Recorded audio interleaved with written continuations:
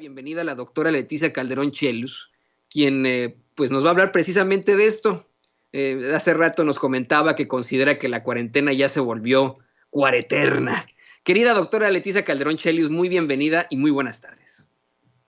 ¿Qué tal, Toño? Pues aquí encantada de escucharlo, que efectivamente, oye, pues esto que la cuarentena que tiene una lógica de 40 días, pues para todos es muy claro que ya la vivimos como una situación eterna y desafortunadamente, Toño, tú lo decías súper bien, pues no necesariamente con la vacuna, hasta que haya un número de gente vacunada suficientemente digamos, que incluya una parte de la población muy elevada, pues no es que vamos a estar inmunes. Entonces hay que aguantar. Es un momento, yo creo que más difícil, y lo decimos cada vez, pero tampoco sabemos en qué momento realmente del proceso estamos, y lo vamos a saber cuando pase mucho tiempo y lo veamos como historia, y no es el caso, Toño.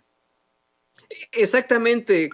Vamos, en nuestro pues ideario, en nuestra idea como humanidad, vamos a decir, nos podemos preguntar cuánto tiempo seguiremos así. ¿Quién sabe, no, doctora? La verdad es que hasta que todos tengamos la vacuna, hasta que esa vacuna llegue a todos, podremos hablar del fin de esa cuareterna, ¿no? Sí, fíjate que ahí es donde empiezan, y cada vez vamos avanzando con otros temas, porque ahora ya se incluye todo el nuevo debate. Bueno, primero, digamos, tener disponible la vacuna, que eso es un proceso que ningún lugar del mundo lo ha logrado resolver, porque está, digamos, primero hay que casi que hincarse frente a la ciencia y decir qué increíble momento planetario estamos viviendo, que los científicos que lograron avanzar de esta manera, por el conocimiento que tienen, por, digamos, las trayectorias acumuladas en términos de la experiencia que se ha construido como ciencia, sobre todo de estos que pues han tenido una inversión permanente en el tema, pues hoy por hoy podemos decir que hay formas de salir de aquí, ya lo sabemos, como no ocurrió en ningún otro momento de la humanidad donde hubo realmente una situación que devastó a los países, al planeta, cuando se desbocó, ¿no? Las pandemias que han ocurrido en la historia de la humanidad. Pero en este momento, pues, tenemos esta fortuna de decir, bueno, ya hay una salida como humanidad, porque en lo individual cada quien sabemos muy bien que la está librando. Pero el asunto aquí es que viene esta nueva etapa. Ahora estamos con que la vacuna, que si la distribución, que quién va ganando la carrera de las vacunas, y ahí entran estas competencias que a mí me parecen tan absurdas, Toño, y que desgastan a lo tonto, y que además se van a quedar en eso y se van a volver obsoletas porque, evidentemente, ahorita hay que si algún país, en este caso Israel, ¿no? Es el país que más vacunas ha puesto, oye, empiezan los asegúnes. ¿Qué población, qué perfil de población, de qué manera la tienes contenida, incluso en qué lugares puedes tener a la población como para que eso te permita movilizar a tus servicios médicos o militares para esta vacunación, por dar un ejemplo, Pero ahí entran toda esta cosa de intentar poner en una competencia por saber quién ha puesto más vacunas, pues un debate que se antoja absurdo, porque en 3 días va a cambiar y en 3 meses peor, y no te cuento en 3 años, ¿no? Ya lo podremos estar hablando después. Pero creo que ese es un punto. Y el otro, que ya se empieza a perfilar, y a mí me preocupa mucho, Toño, es el de los negacionistas, ¿no? Los que dicen, no, la vacuna o ni va a servir, o al final de cuentas es solo un placebo, o finalmente me voy a esperar a ver qué pasa. Bueno, pues que se esperen y que le den lugar en todo caso a quienes sí estemos dispuestos a vacunarnos en cuanto se pueda. Bueno, a mí me tienen en la lista, pero es evidente que esto causa problemas en términos de una sociedad, porque tenemos que cuando hay un grupo importante de gente, un porcentaje, yo ya les comentaba en alguna ocasión, que hay lugares como Francia, ¿quién diría? Dios de la vida, pero como Francia, donde hay un porcentaje muy elevado de población que dice que no va a ponerse la vacuna, tienen un problema de salud pública importante, Toño, porque también tú lo comentabas, el problema no es solo el que se puede contagiar, sino que es un foco exponencial de contagio para su propia familia, sus propios seres queridos. Y ahí es donde está la bronca, ¿no? Porque a lo mejor el que se contagia ni se entera tú, pero ahí es donde, pues, justamente el contagio tiene su mayor letalidad. Entonces estamos en una situación muy grave. Es una pena que no haya un discurso homogéneo compartido, con dudas, por supuesto, críticas, yo creo que siempre son importantes, pero que acompañen toda una estrategia mundial, Toño, mundial, porque lo que estamos oyendo en un país se replica en el otro. Oímos a la canciller Angela Merkel decir que es un momento en que van a poner aún más rigurosidad en el seguimiento de las medidas que tienen ellos allá. Bueno, y hay gente acá pidiendo que se haga más riguroso y se cierren más cosas y se persiga a la gente, y por el otro lado están pidiendo que abran los restaurantes.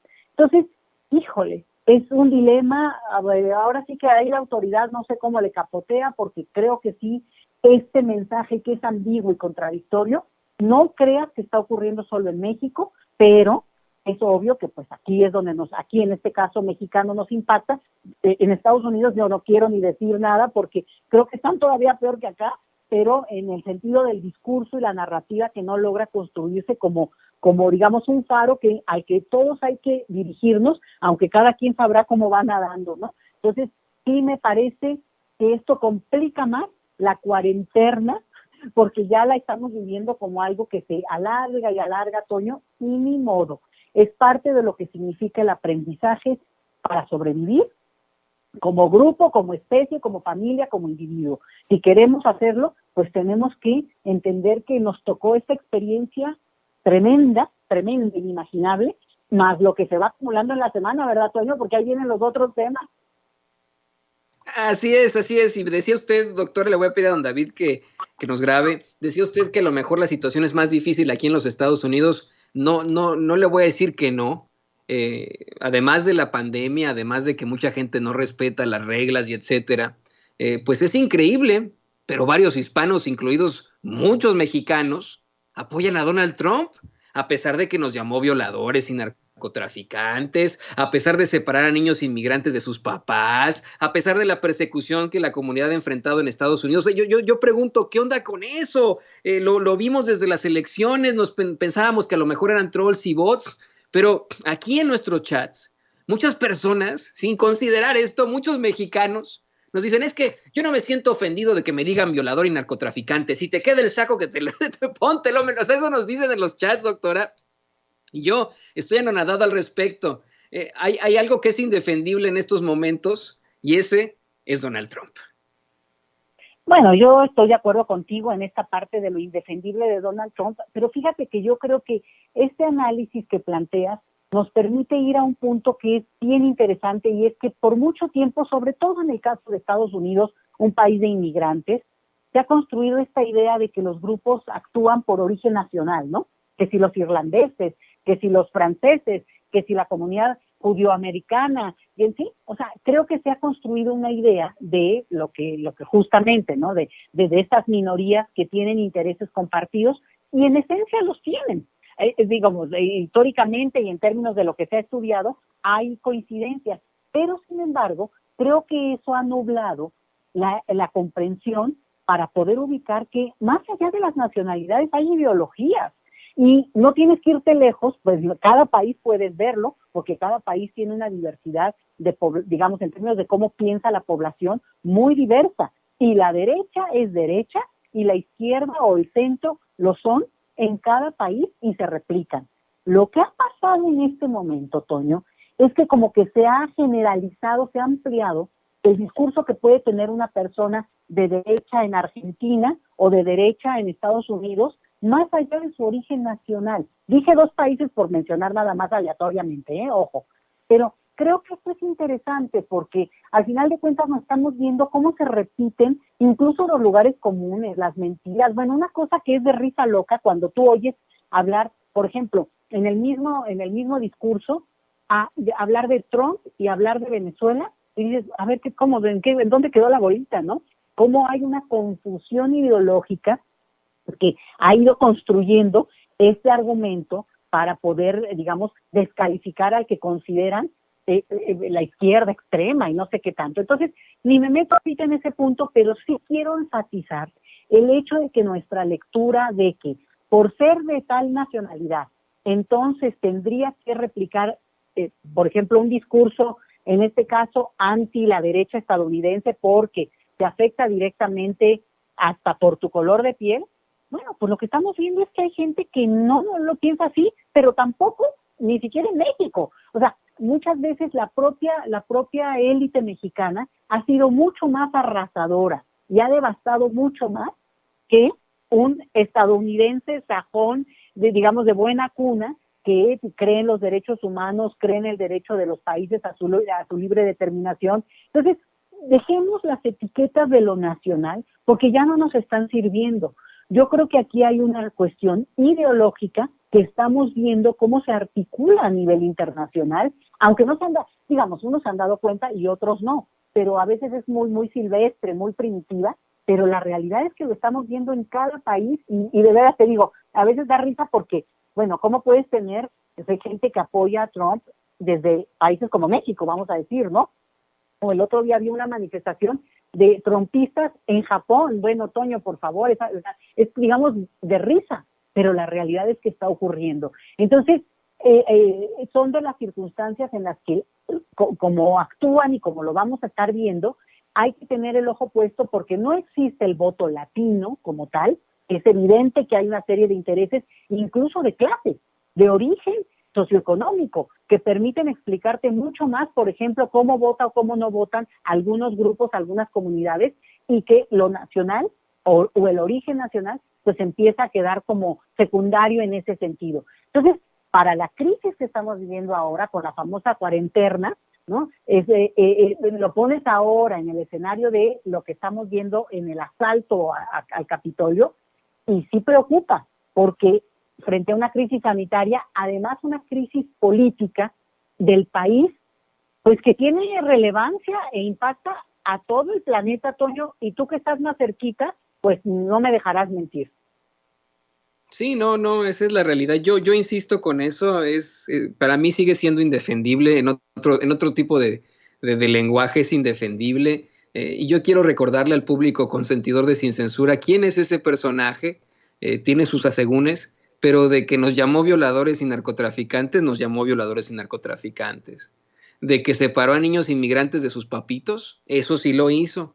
Yo no me olvido de esa grabación, doctora, que obtuvimos en Sin Censura, en la que escuchamos a agentes de la patrulla fronteriza burlarse de niños pequeños que mientras lloraban desesperados por sus papás.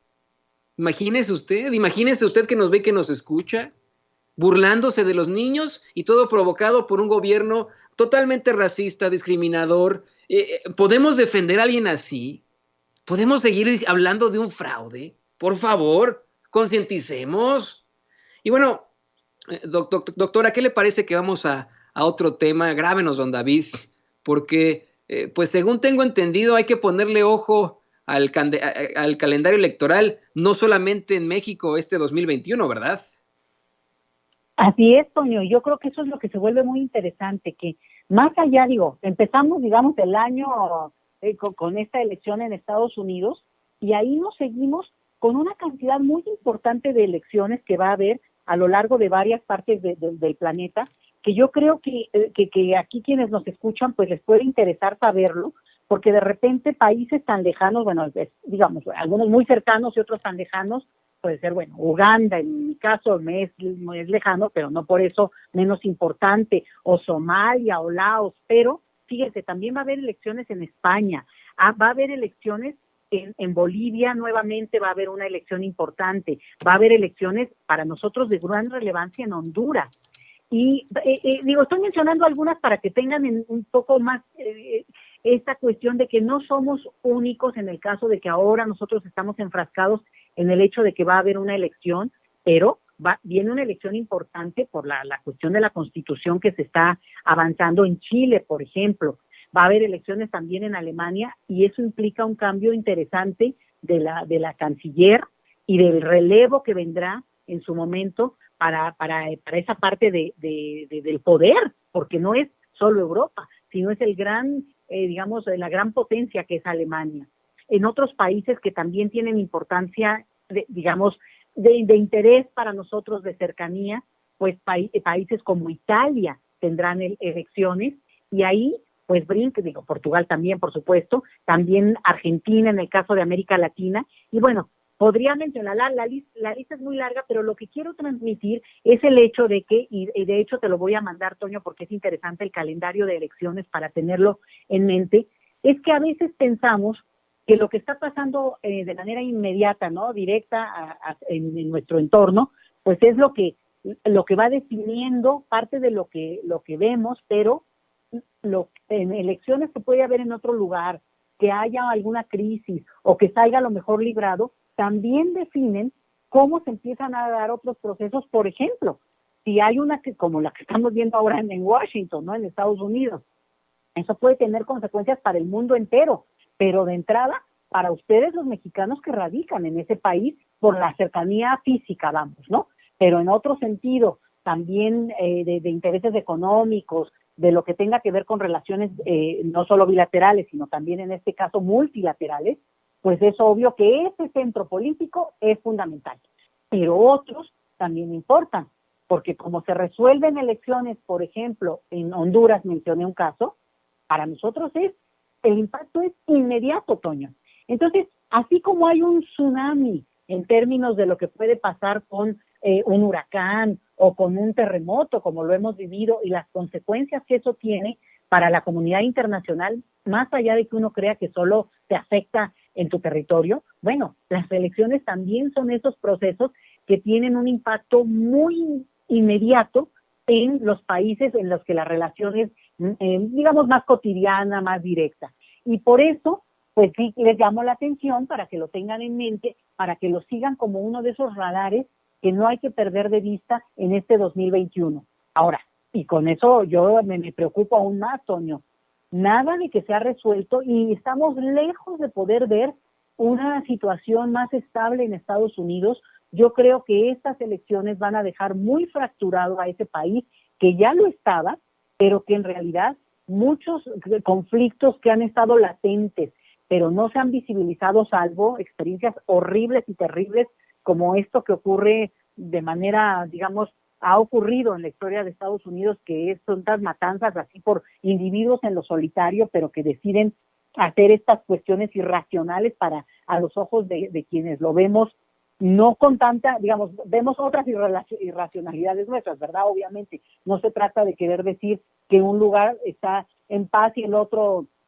tiene estos pequeños monstruos que actúan en lo individual, sino que eso sorprende porque parecería a los ojos de alguien externo a la sociedad estadounidense que cuando se tienen recursos, una serie de cuestiones resueltas en la vida, pues no tendría por qué haber este nivel de furia interna como para atacar a gente inocente, y ocurre, y entonces sorprende muchísimo. Bueno, ahora ponlo eso en el contexto de una sociedad armada, fuertemente armada, porque lo sabemos, muy mediatizada.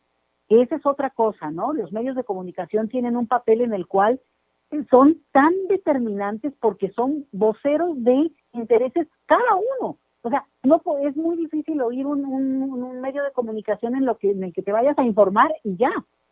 Siempre está muy editorializado y está muy dividido, y me refiero sobre todo a los grandes medios de comunicación que en ese país, y digo, ¿qué te puedo decir? También en México, ¿no? Pero que dividen de manera tan tajante la ideología que tienen y a partir de eso se mueven.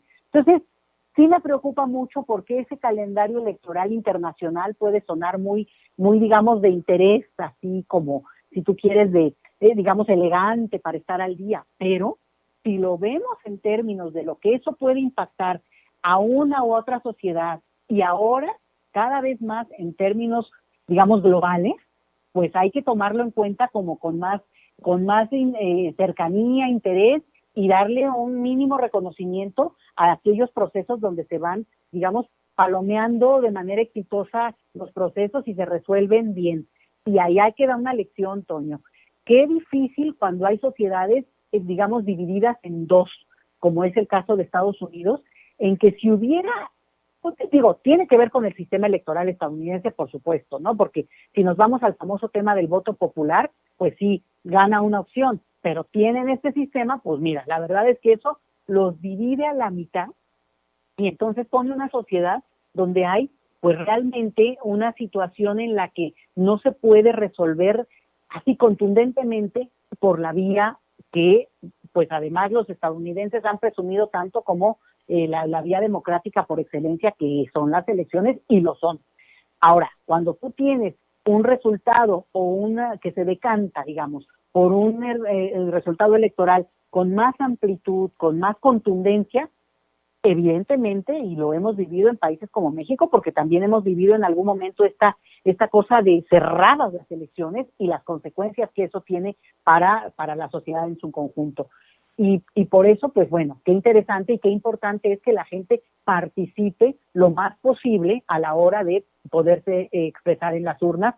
Aún más, en el caso nuestro, lo voy a decir, Toño, pues por suerte tenemos un sistema de digamos, un voto directo, porque eso decanta mucho el resultado al final, porque pues tu voto sí cuenta directo, nada de que por representación. ¿Y quién lo diría? Fíjate, la democracia emblemática del planeta, pues justamente metida en un lío, justamente por un sistema electoral tan barroco, tan decimonónico, tan obsoleto ya para la propia estructura de ese país enorme.